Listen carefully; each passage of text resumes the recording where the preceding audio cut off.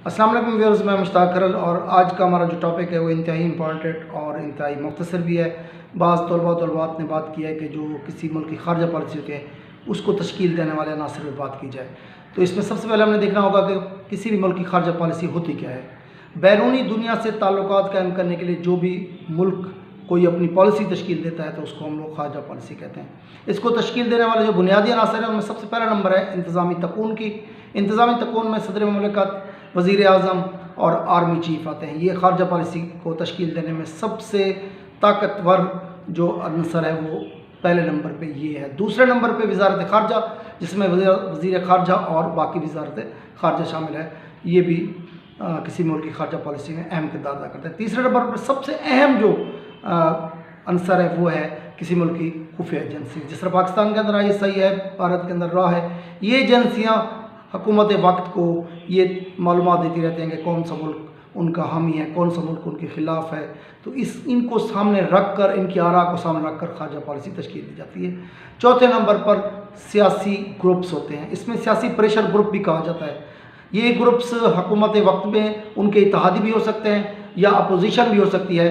तो ये हुकूमत वक्त पे दबाव डालते हैं बाज़ औक़ात खारजा पॉलिसी को तश्कील देने में, क्योंकि इनके बगैर हुकूमत बाज़ औक़ात चल भी नहीं सकती। और पाँचवें नंबर पर जो है वो पार्लियामेंट है। पार्लियामेंट में आपकी दोनों जमातें आ जाती है, हुकूमत वक्त भी आ जाती है, अपोजिशन भी आ जाती है। उसमें वही कौमी असम्बली, सेनेट, जो भी मुख्तलिफ ममालिक के ऐवान हैं, दोनों ऐवान मिल के ये खारजा पॉलिसी को तश्कील देने में अहम किरदार अदा करते हैं। इनकी अरकान असम्बली की, सेनेट के मेम्बरान की आरा को सामने रख कर ही खारजा पॉलिसी तश्कील दी जाती है। और आखिरी नंबर पर जो अवामी राय है, बाज़ औक़ात ऐसी मजबूत अवामी राय बनती है कि उसको हुकूमत को मानना पड़ जाता है। ऐसा रद्द-ए-अमल सामने आता है। बाज़ औक़ात हम किसी मुल्क के साथ जंग होती है, दो ममालिक के दरमियान, तो हम अपना किरदार अदा करने जा रहे होते हैं। तो उस वक्त हुकूमत पर अवामी दबाव इतना बढ़ जाता है कि हुकूमत को अवाम के ज़ेरे सर फैसला करना पड़ता है कि अवाम क्या चाहती है।